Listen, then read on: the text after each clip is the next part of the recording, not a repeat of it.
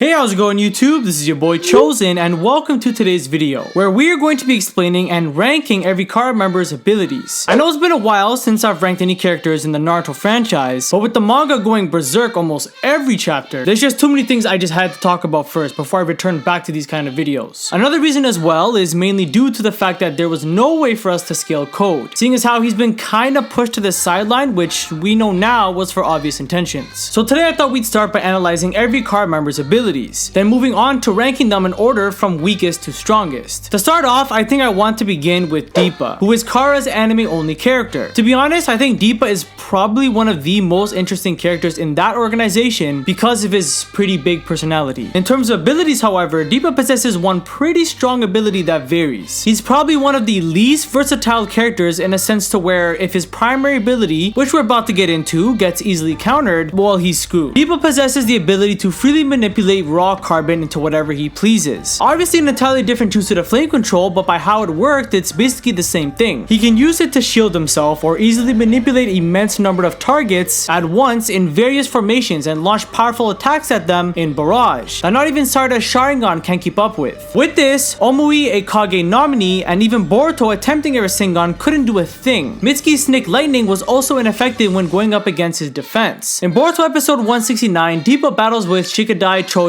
Inojin, Shinki, and his team. Stayed in one spot the entire fight, I swear to God, and still beat them without breaking a sweat. A notable mention is the fact that Shinki's Black Iron Sand was actually able to withstand these small cubes even when continuously being attacked for some time, but wouldn't hold forever. It wasn't until Deepa tuned up his attacks and enlarged the cubes that they started to easily break through. Even when consecutively attacking Deepa with Human Boulder followed by an Iron Sand attack, he stayed in the exact same spot he was in without having to move, able to use his ability for offensive and defensive purposes at the same time. Again, very similar to how Sasuke's flame control works. I think at this point it's clear to say that Deepa's armor is basically impenetrable to even strong attacks. It's gotta take something with extreme power in order to break through, which is when we were introduced to High Compression Rasengan, a new Rasengan that was showcased during Boruto and Sarada's training episodes. High Compression Rasengan is formed by Boruto compressing and condensing it to its limit, allowing the attack to penetrate its target with little resistance. If we look at every Rasengan that wasn't applied with change in chakra nature, this is probably one of the strongest we've seen so far. It took an attack like this just to be able to break through his defense, which we saw in episode 175. As Boruto manages to charge his attack, he and Deepa clash, slowly breaking Deepa's armor, which forced him to summon his final defense. Had Deepa not had a backup to this, Boruto's Rasengan would have indefinitely won. But in this form, this is too much. It was never properly explained what this form was, but from Deepa's words, he speaks on how it has some flaws, but nonetheless was most likely suitable enough to handle the Rasengan a second time. As Boruto charges another high compression Rasengan and they clash again, Deepa was able to withstand it with minor damage until Mitsuki pops in, applying Senjutsu chakra onto the Rasengan, forming the super high compression Rasengan. This attack completely destroyed Deepa's ultimate defense. Although wasn't strong enough to kill him, it did leave him at a pretty weakened state to where he couldn't get back up, but regardless, the attack was only strong enough to break it and some damage afterwards. Basically, Deepa's raw carbon was the basis of his defense and offensive attacks, but that's all. Like I said, a strong ability that varies. However, once the move gets exposed, he's screwed. Moving on to the next character, we have Victor, the first card member we will be discussing about that comes directly from the manga. Now, Victor has probably some of the most busted abilities I know, but personally, I feel like the problem with him is that he lacked extreme raw power in order to finish off his opponents. Victor is the complete opposite to Deepa in terms of versatility, because it was revealed to us that Victor actually has master over all 5 chakra natures, meaning if fire style doesn't work against a water style user, cool, he has 4 of the natures to try out. And that's not even his most impressive feat, because Victor probably has the fastest and the most effective regenerative abilities I've ever seen. Like literally when battling Orochimaru, one of his snakes managed to bite Victor's head off, just for it to regrow back fairly fast like it didn't just happen. Since the brain is such a major factor in our bodies being able to function, I don't think removing his heart would make a difference as well. It'd probably still just grow back. Both his arms? No problem. I'll just grow him back with 2 more, allowing him to summon hand signs while engaging in hand-to-hand combat. If you guys thought Deepa was extremely durable, nah, Victor's a different breed. When summoning a mini divine tree, Victor was unfortunately taken within it, just for the entire tree to completely break and melt down, resulting in Victor's whole body burning to a high degree, which still didn't kill him. Obviously, it left him in a horrible state, but due to his impressive regenerative abilities, it was enough to make it out alive. It wasn't until Kashin Koji was assigned by Jigen to kill off Victor that he actually died for good this time. But even then, the attack was something just pretty broken. Kashin Koji possesses the ability to summon flames inextinguishable to even wind and rain that burns so quickly that not even Victor's self-regenerative abilities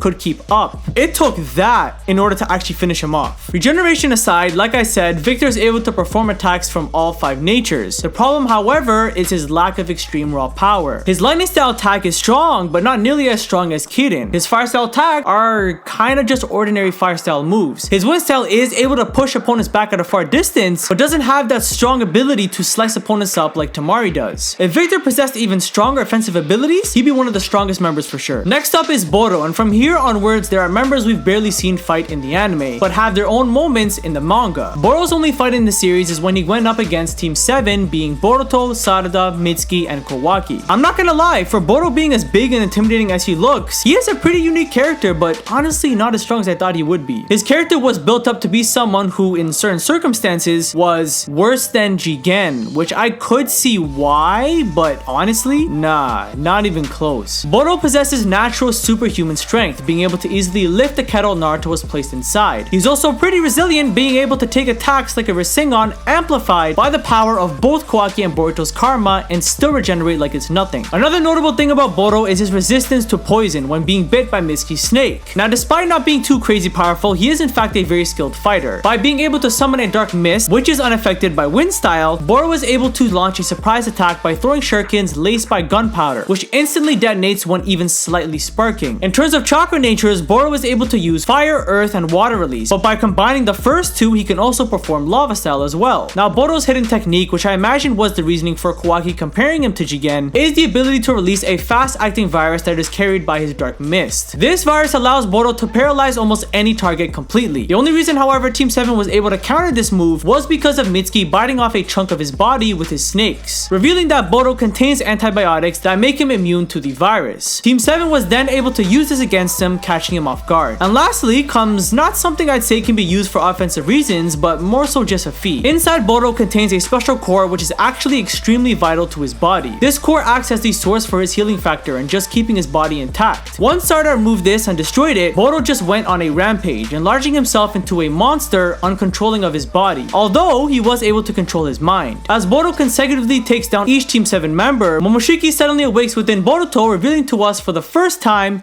Borushiki. In this transformation, Momoshiki is in full control over Boruto's body, while also being able to use Boruto's current techniques. Boruto's body was also greatly refined, as his physical attacks and speed was just improved upon. Boruto at this point was just getting tossed around like a salad. He stood no chance, and got completely one-shotted by a massive Rasengan. Boruto's ability to paralyze almost any target with his mist, possess superhuman strength, and possession over high levels of regeneration is what makes him decently strong. But the fact that his virus got countered fairly easily by kids, and got completely manhandled by Borushiki, who even himself said Sasuke, while although damaged and with the loss of his Rinnegan, still posed a threat to him. Which is funny, because Boro was sent to guard the kettle against Sasuke by Jigen's orders. So if Sasuke at full strength went over there, especially being one who is resistant to poison, it would not have lasted well for Boro. Delta's up next, and like Victor, possesses one of the most powerful abilities in this organization. Delta, similar to Kawaki, possesses very high shinobi wear. For those who don't know what shinobi wear is, it is essentially bionic type ninja tools that have been developed to be used as prosthetics. In Delta's case, this was applied to her legs. As a last stand attempt, she also possesses a drone on her back that stores her consciousness inside, fleeing and attaching herself to another cyborg Delta clone in case she is defeated, carrying on through that body as if nothing happened. This drone has been shown to be pretty handy. Since it doesn't use any chakra, there's no way for a ninja to sense it, basically giving her a bird's eye view of the battle she's in. Oh, and it's also able to track invisible things like the vanishing Rasengan. Kinda similar to the Ashura path, Delta can use her legs as a means of high-speed movement by creating rocket legs and also extending and shaping them into piercing attacks. The next abilities I'm about to mention is what really defines her from the rest of the members I've mentioned so far. Delta, yes I know, even though Naruto was holding back, nonetheless was still able to handle her own against 6th Path Naruto, which is impressive when you look at characters like Pain, who lost to Sage Mode Naruto. Delta's natural speed and power surpasses those of Deepa, Victor, and even Boro. Physical attributes aside, Delta possesses the ability to absorb all ninjutsu attacks. attacks, and shoot them back out at her target whenever she wants. Pretty much an off-brand version of Momoshiki's ability to absorb and then amplify ninjutsu, except for the amplified part. And her most powerful technique, which is the example I meant when I said the kind of raw power Victor lacked, is the ability to shoot beams out of her eyes that disregard regenerative abilities. Meaning if Naruto were to get hit by this, the missing parts of his body would not be able to regenerate back under any circumstances. I'm talking a Naruto that uses 6-path chakra enhanced by the full power of Kurama's chakra. Delta's eye beam disregards any form of regeneration that transformation is capable of. Now the problem with her isn't so much the abilities, but her physical feats instead. Delta is just not fast enough to keep up with Naruto at full power. She was never able to land a single fatal blow. She got close once, but only when using his own daughter against him. When using her beam attack under other circumstances, she could never just land it. Even when trying to hit Naruto with his own attacks at close range, she was never really successful. The only thing she did to Naruto was punch and kick him around. Impaling him also doesn't count because he let her do it. Overpowered abilities handed to a mildly powerful woman. Again, she had the power,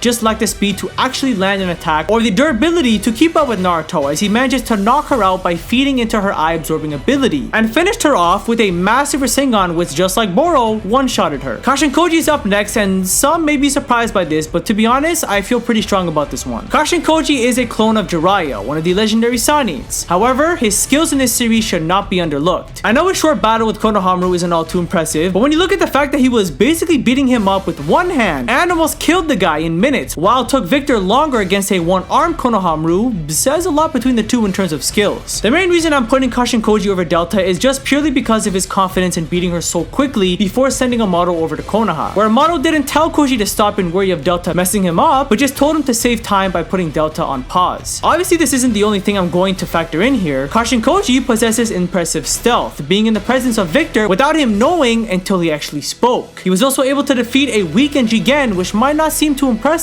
but when I do get to him, your opinion may change on this. As to be honest, the only two card members I can see beating a weakened Jigen is probably only Koji and Code. I honestly don't see Delta defeating him when she shouldn't even handle a Naruto that was holding back, while Koji defeated a weakened Jigen without taking much damage. Like I mentioned before, being a Jiraiya clone, Koji possesses many similar abilities to the man he was cloned out to be. Rasengan, Toad Oil Bomb, Dark Swamp, and Fire Style are all techniques that work the exact same way as Jiraiya. For goodness sake, his summoning is a toad that looks even to be modified by scientific ninja tools. Kashin Koji's strongest technique, however, are the flames I mentioned before with Victor. The trance of true flames, which is fire that burns so quickly, not even Victor's high-speed regenerative abilities can keep up. Meaning if Kashin Koji were to go up against the Naruto of now, especially without Kurama, and if he were to successfully land this attack on Naruto, Naruto's dead. He's not surviving that. We see this again against Jigen, but on a crazier scale. I know it might seem confusing since Jigen can just absorb all chakra through karma, but these flames are actually summoned from flaming mountains, meaning this is real fire. Karma's weakness is that it can only absorb strictly chakra created jutsus, not a water dragon that is used from a nearby lake, for example. Kashin's final trump card is Sage Mode, which we all should know by now how that works. Sage Mode improves one's physical traits, speed, power, and even sensing abilities. Of course, he was no match for isshiki, however. He couldn't even make him sweat. But regardless, like I said, to even push a weakened Jigen that far is still pretty impressive. Jigen weakened is still a lot stronger than people realize. Like I said, Koji and Code, and I guess Naruto and Sasuke, if you want to count it, are the only ones that can probably handle him at that point. The last two characters for today's video, which I assume you all probably have a good idea of, is Code and Jigen. Now these two I'd already made a video on explaining their characters and abilities, but for the sake of me waiting months to make this video, I'm not going to hold too far back on this one. For as many of you know, Code is a being created by a model that surpasses Jigen's strength, but was limited due to Code's wishes so Jigen wouldn't be undermined as leader. Naturally, this would technically mean Code is the strongest, which he is, I'm not denying that fact, but since we haven't actually seen that version of Code in battle, for this video, I'm only going to be counting the version of Code we do see him in, the one that is being restricted. Code possesses the ability to summon black bands where he can freely phase through them without needing to be around one. This ability makes him extremely agile in battle, as he can also lash these bands onto a target, giving him access to physically attacking his opponents while being so far away. It hasn't been stated how durable these bands are though. In my Code video, I stated that a simple counter to this twice could just be Amaterasu, since it's known to burn all things, but maybe in the future we will know of this. Code also possesses shinobi wear, allowing him to morph his hands into extremely sharp claws, which some parts of the community think he will be the one to give Boruto his scar down his right eye. Being a failed vessel of isshiki, Code also bears a white karma, which grants him access to his master's pure power, though the extent of its abilities remain unknown. In time, it will allow him to transform into a complete perfect Otsutsuki, and carrying out the clan's will of devouring worlds and evolving in order to obtain godhood. According to Amato, the way his body responded to the white karma gave him enormous great power, exceeding even Jigen's. As of now, this is all we know of Code, since he hasn't been pushed to his limits, but if he can eventually use Ishiki's abilities, that will pose as a dangerous threat. And last but definitely not least,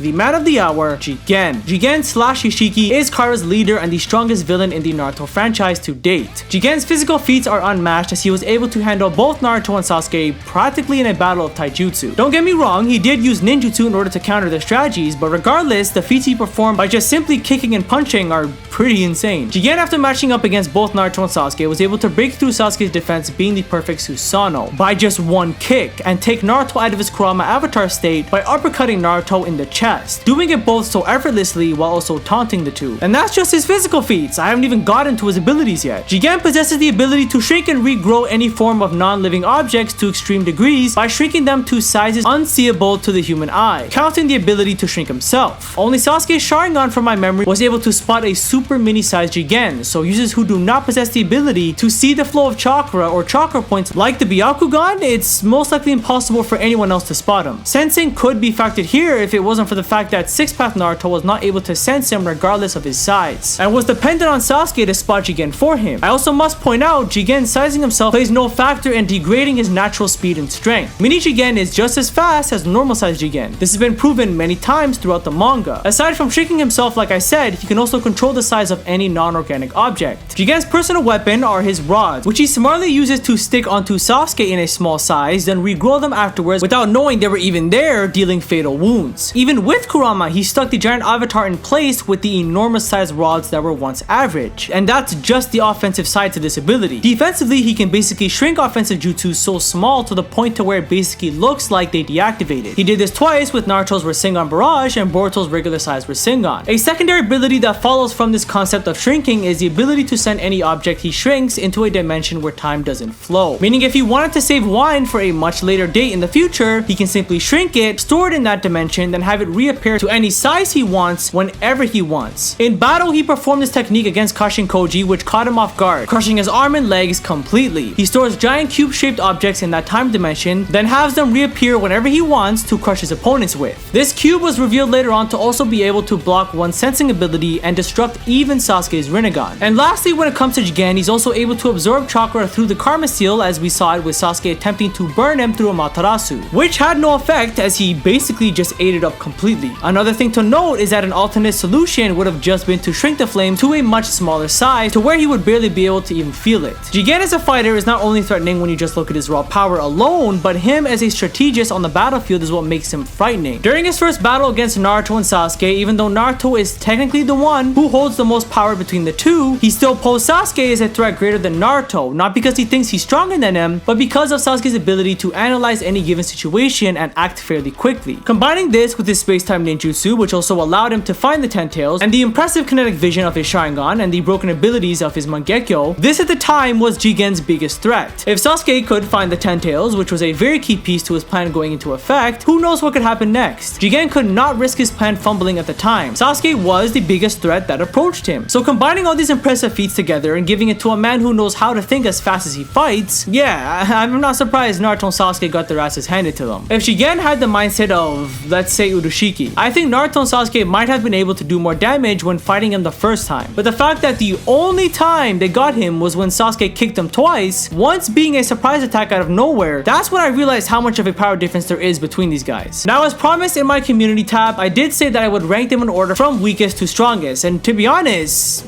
that's kind of what I just did. Deepa, Victor, Boro, Delta, Kashin Koji, Code, and Jigen. In order of how I went about explaining these guys is how I would rank them. The reason as to why I put Deepa last, which some of you may question, is because like I said, he lacks versatility in terms of abilities. Yes, he can freely control raw carbon as means of offense and defensive purposes, but that's it. If this gets exploited, he loses. Victor on the other hand is extremely hard to kill and mastered all 5 chakra natures, while also having 2 extra hands as support. And for a franchise that is so heavily focused on hand signs in order to perform certain techniques, this is probably more useful to him than Delta's rocket legs are to her. It took fire that works in such a similar way of Amaterasu in order for him to actually die. Deepa's armor was impressive, but exposed as soon as Boruto figured out how to do the high compression Rasengan. Because even if Boruto landed that attack on Victor, it wouldn't have killed him. If his brain can regrow back in barely 5 seconds, I don't see how a giant hole in his chest wouldn't be able to. I think a reason as to why the anime had to take Victor out via a divine tree is because his battle with Orochimaru would have just went nowhere. Boro, like I said, isn't the strongest, but the reason I'm giving him the edge here is because of the fact that he can paralyze almost any target of his choosing with his black mist, which at that point he can just choose how he wants to take out his target. Kashin Koji is above Delta because of his confidence to take Delta out quickly and the fact that he also possesses Sage Mode on top of already being a creation modified by scientific ninja tools. This buff may have not been much against Isshiki, but against the likes of any car members beneath him, I doubt he'd struggle to beat their asses. If we're talking about Code without the limiter, he's stronger, but if we're talking about him with it,